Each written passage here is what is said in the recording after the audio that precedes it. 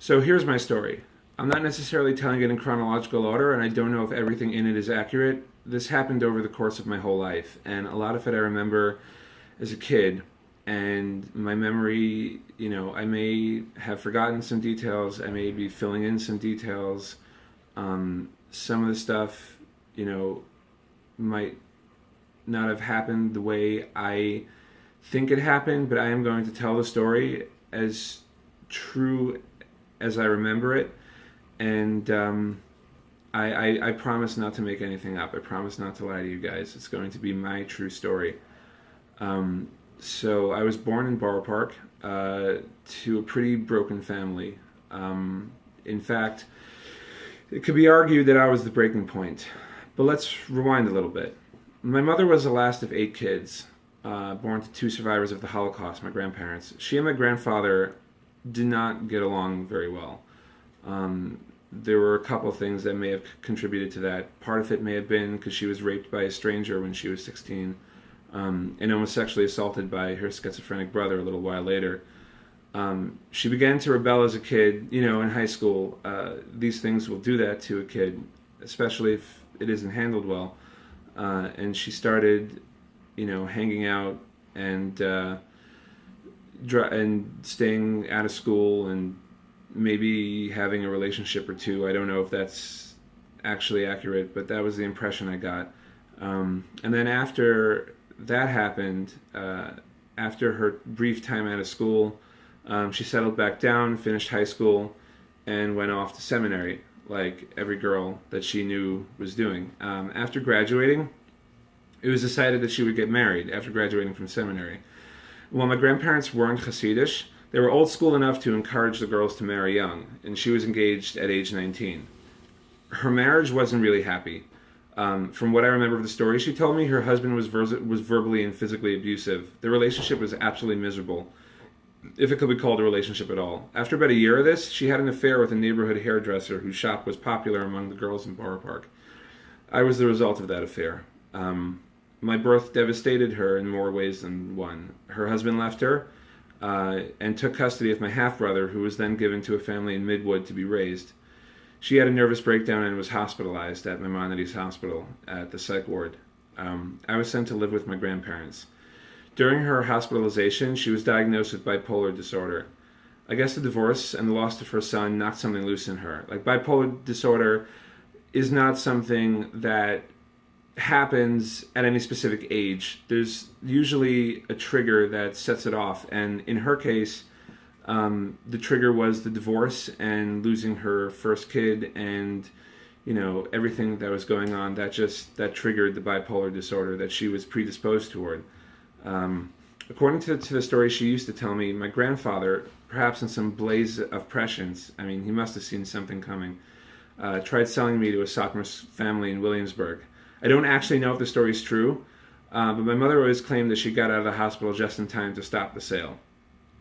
In any event, she moved into my grandparents' house. She moved me and her into my grandparents' house, and that's where I was raised. We were a pretty weird family unit. In addition to my mother and I, 2 of my uncles also lived there. One, the schizophrenic one who tried to sexually assault her, had attempted suicide by stabbing himself in the chest with a knife. During the surgery to repair his heart, something went wrong and he didn't wake up for 14 months. When he finally did wake up from his coma, he wasn't able to move, speak, breathe, or eat on his own. My grandmother was a tenacious woman. She refused to accept that was the reality of her son. She spent every waking moment, and I remember this vividly from my childhood, she spent every waking moment in the hospital trying to rehabilitate him, paying for therapists for new treatments and surgeries, watching over the doctors who were treating him to make sure that they were doing the best job possible. And she managed to get him off of that respirator that he was on. She managed to get him to breathe on his own through all the work that she did. And after he was sent home, she kept on taking care of him, eventually getting him strong enough to eat and swallow real food without a gastric tube. But he required constant care, and she refused to put her son in a home. So he lived with us and received round-the-clock care from a series of home health aides, nurses, and therapists. My other uncle was in his 30s, unmarried, and living with his parents until he found a wife. That was the expectation. That why would you move out and live on your own if you could live with your parents until you get married? All in all, between my grandparents, my mother and I, my two uncles, the home health aides, and everything else that we had in our house, it was a very interesting living situation. It was a very eclectic family group. But for the most part, it worked. My grandparents were married for 45 years, and despite the frequency and volume of their arguments, I really think that they loved each other. My grandfather, who was really like a father to me, I mean, he raised me along with my grandmother. I never knew my father. He was a strict man, and even though he believed in corporal punishment, I never felt that he hit me out of anger. It was more of a generational thing. That's how he knew how to raise kids. You hit them when they do something wrong. But I never felt that he was beating me because he was angry. It always felt like he was just teaching me a lesson. And that's not to say that I liked it at the time. Of course not. Like no kid likes getting hit. I didn't like getting hit either. I would do everything I could to avoid it. He would usually have to chase me around a little bit. But like I remember him fondly looking back on it. He was a good father, for what he was. There was a generational gap, and he was my grandfather, but he was a good father figure to me growing up. And he died when I was 11, and I mourned him like a son mourns a father. My grandmother was a tough, strong, independent woman, which makes what happened to her so much more tragic. We'll get to that later. But in her day, she was a force to be reckoned with. She went to college in her 60s. She made my uncle talk, breathe, and move again. She stood against my grandfather's forceful arguments, and she held our family together. And I miss her, and a lot more than she'll ever realize. I don't talk to her anymore. We'll get to that later, too. But I miss her a lot. My mother's bipolar disorder was at first manageable. Her doctors found a blend of medicines that worked. And for the most part, as long as she kept taking them, things were fine. She wasn't a particularly compliant patient, but there was a pattern to her breakdowns, and we knew how to handle it. Roughly every 3 years, she'd realize how normal she felt. After taking the medicines, after being on the medicines for long enough, she'd start to feel normal again. And she'd realize how sluggish the psych meds made her. And she'd remember that in her childhood, she used to be an artistic, creative person, top of her class, popular. And she'd realize that the medicines were extinguishing her and slowing her down and making her sleep all day. And she took them because she had to, not because she wanted to. So she was grudgingly taking them. And then every 3 years, she'd stop completely. She'd think that, since she felt normal, she didn't need them anymore. She'd stop taking her meds. She'd stop going to her doctors, and she'd start losing her mind. She'd rapidly become manic. I remember the early years when she dragged me along on her manic adventures. Like 2 a.m. on Shabbos, going to a non-kosher deli a few blocks from our house to buy soda on the way to the studio apartment of a man she was friends with, where I'd spend the day admiring his comic book collection and record player, and she'd spend the day in bed with him having sex in full view of me. As a 4 or 5-year-old, whenever this happened, I didn't really know what was happening, but, as an adult looking back, I do.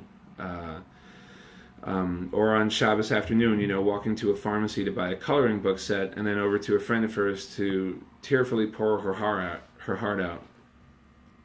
Somehow these misadventures always happen on Shabbos. I don't know what it is, but Shabbos was just always a good time for this nonsense to happen. As a young boy, I didn't realize what was going on, but I knew that something was wrong. It felt off. I knew what Shabbos was. I knew what the normal routine was. I knew this wasn't normal. So I didn't know exactly what was happening, but I knew that something was up. Inevitably, my grandfather would get into a fight with her over what she was doing and how she was behaving. The fight would escalate, often becoming physical, and my grandfather would call the police, who would cuff my mother and drag her away to Maimonides Hospital psych ward. Maimonides is where she went after her first nervous breakdown following the divorce, and it terrified her. According to her, a doctor there mistreated her, possibly sexually assaulted her. I don't know if that part's accurate, but that's what was intimated to me by my mother and my grandmother. So, there was something that happened the first time that she was hospitalized between her and a doctor that made the thought of going there terrifying to her. And she would never comply initially with treatment. She would have to be confined to her room, sometimes confined to the wing, let out of her room, but confined to one wing of the ward. Sometimes she'd have to be restrained in her bed and put in a straitjacket and forcibly medicated by injection. The experience for her was traumatic, very traumatic. And for me, it meant that I usually couldn't see her for the first week or so. Because she was so non-compliant, they wouldn't allow her to have visitors until they got her to be more compliant. But as soon as I could, I would go visit her. My grandmother made sure that I always understood the difference between my mother on her meds and the person she became off her meds. Because they were really two different people. And my grandmother made sure that I understood that, because that's what salvaged my relationship with her up to a point. For a number of years, that was the way I related to her. There was my mother on her meds and there was my mother off her meds, and I couldn't hold one against the other. She got good at letting me decompress, as my grandmother put it, following every hospitalization. Every time my mother would be hospitalized, my grandmother would allow me some time to get over it, because each time was traumatic. She knew it was traumatic for me, and would make sure to talk to me for as long as I needed until I recovered from the initial shock, both of the hospitalization and from whatever my mother had put me through for the 2 months she had spent decompensating. During that crazy time where she would take me places or say things or do things, I'd be traumatized as well. And my grandmother always made sure that I had enough time to get over that. All of this meant that visiting my mother was actually something I looked forward to, because once I got past the fact that she wasn't herself, I still missed the person she was when she was on her meds. And because my grandmother did such a good job of making sure that my trauma was taken care of and made sure that I understood the dichotomy between the two people, I looked forward to seeing, my mother on her meds when she leveled out enough for her to have visitation rights. And you have to understand, to a 5-year-old, visiting anywhere is going to seem fun if there are TVs, games, snacks, and arts and crafts.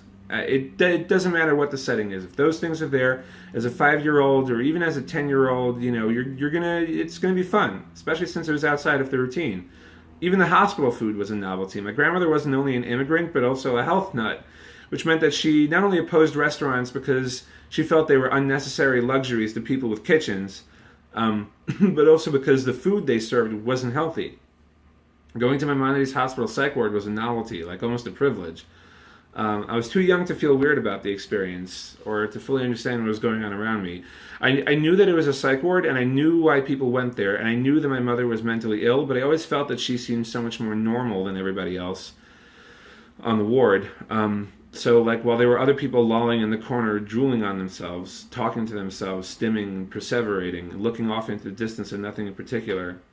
And I'm sorry to characterize it that way. I wouldn't characterize it that way now that I'm an adult, but that's how it felt as a kid. I would see them off in the corner being obviously crazy to a 5-year-old. And she seemed alert, if a little slower than usual, but still outgoing and active. She was the one the rest of the patients on the ward became friends with. Each time she went, she'd come back home and she'd have made 5 new friends by the time, by the end of her stay in the psych ward. To me as a kid, it didn't seem like she was one of the crazies, so to speak. She seemed like someone who was being held there for 2 months because the doctors just couldn't see that she was normal, and she just made the best of a bad situation. That's the way I saw her stay there and her behavior. I didn't feel any stigma or shame visiting her there. And she'd stay there for 2 months. She'd straighten out. She'd get some adjustments to her meds. And then she'd be sent home. And her homecoming was always a big deal for me. I'd go about as all out as a little kid could go for someone. It was a weird mix of awkward and celebratory every time she'd come back, mainly because for the 2 months she'd been away, she hadn't been my mother. She was someone I visited in a hospital. That relationship, the mother-to-child relationship, was interrupted for 2 months because she became this, person who wasn't my mother in the house and telling me what to do. She was someone I visited who was subject to the authority of others, and that's not normal for a kid to see. But having her back took some time getting used to. Because of that also, because I'd been away from her for 2 months, just, seeing her again took a little getting used to. But it would also be exciting because when she was normal and when she was on her meds, we'd have a good time. And I'd have missed that when she was in the hospital. My grandmother and I would cook her a meal, and I'd go to my computer and make one of those quintessentially 90s word art banners, in Microsoft Word with the just gaudy word art, the shadows and the colors, and I'd print out the segments on regular 8.5 by 11 sheets, and I'd tape them together on the wall and cut the borders off, and she'd come home and we'd celebrate, and then life would go on as it always had. And then 3 years later, it would all happen again.